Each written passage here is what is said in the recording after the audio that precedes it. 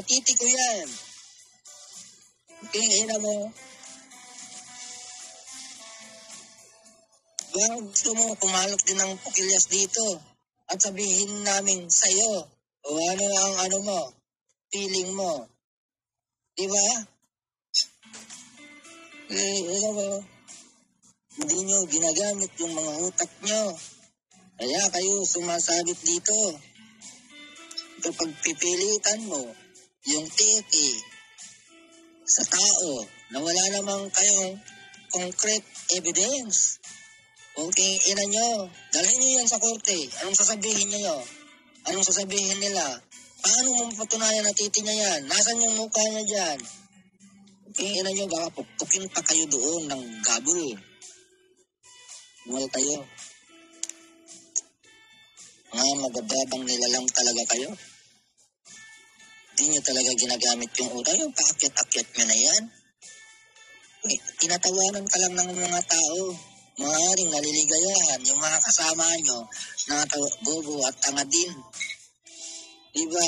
Tuwang-tuwa sila sa pagmumura mo kapag umaakyat ka. Diba? Ikaw naman, akala mo matigas na matigas ka na. Sinong maniniwala sa yung matigas? Yung itsura ng pamumuhay mo.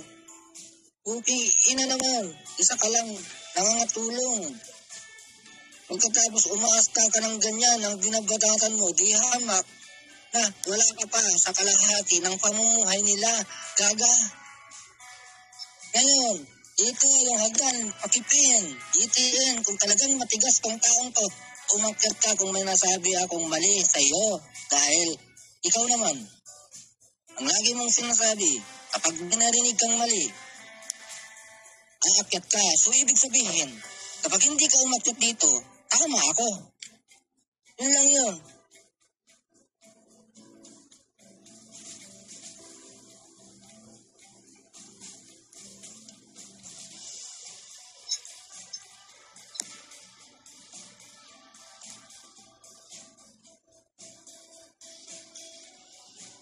Pag akong nagtimpi sa inyo, buking ina nyo, wala akong ginawa.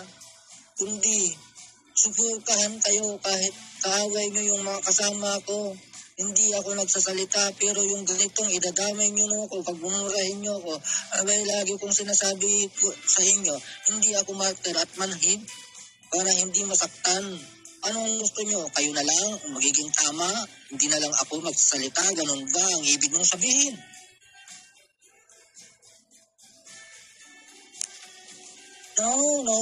No way. Wala kayong pakialam sa buhay ko. Hindi ko kayo kailangan. Bukingin nyo para malaman nyo ang katotohanan. Hindi ko kayo kailangan.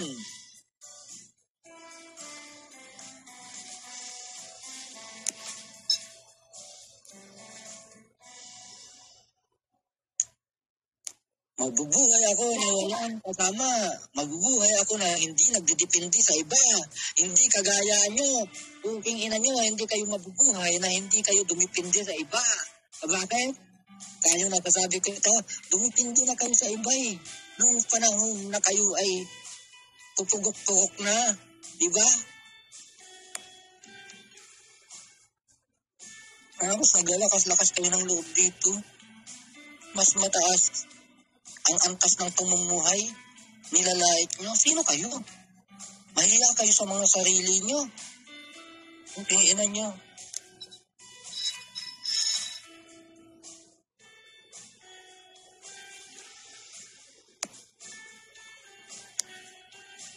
Diba?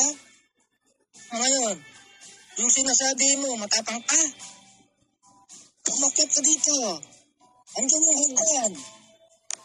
Kung mali ako, di ba lagi mong sinasabi, mali yung tao, inaako sa iyo.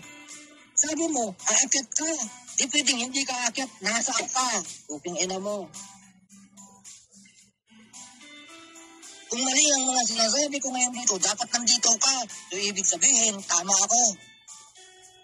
Sagutin mo ang itatanong ko sa iyo. Dahil ako, hindi ako magtatanong na wala akong ebidensya.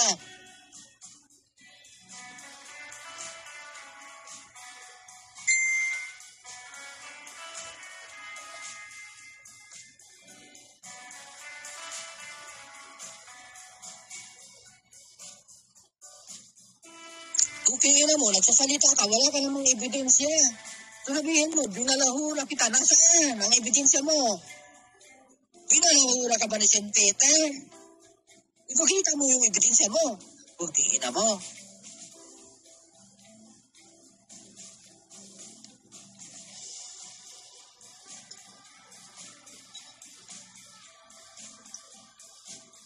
Oo, puking ina mong doble-doble. Pagbibilangan mo ako, na binaboy kita, nasaan ang ebidensya mo?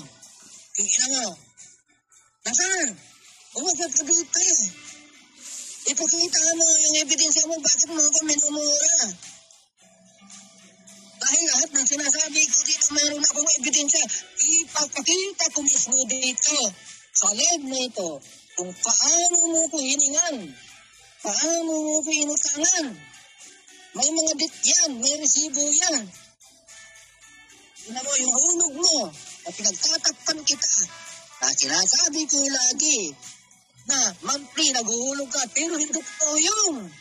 Ang ina mo, 1.5, hinuhulog mo, minsan wala pa, kailan ka pa makakabayad. May nasabi ba ako noon? Wala.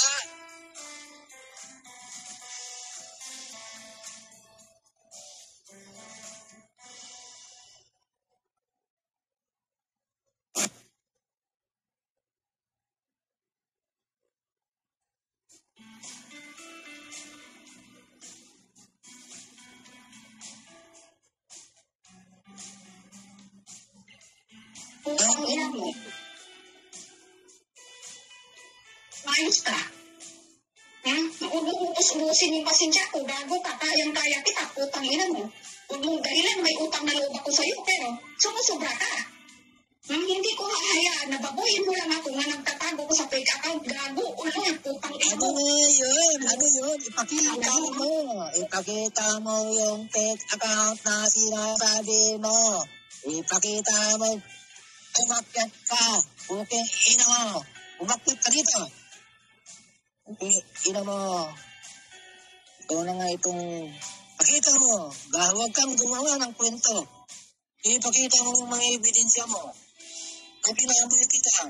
Sa fake account na yan. Hindi fake yan. Sa St. Peter, ako yan. Ina mo.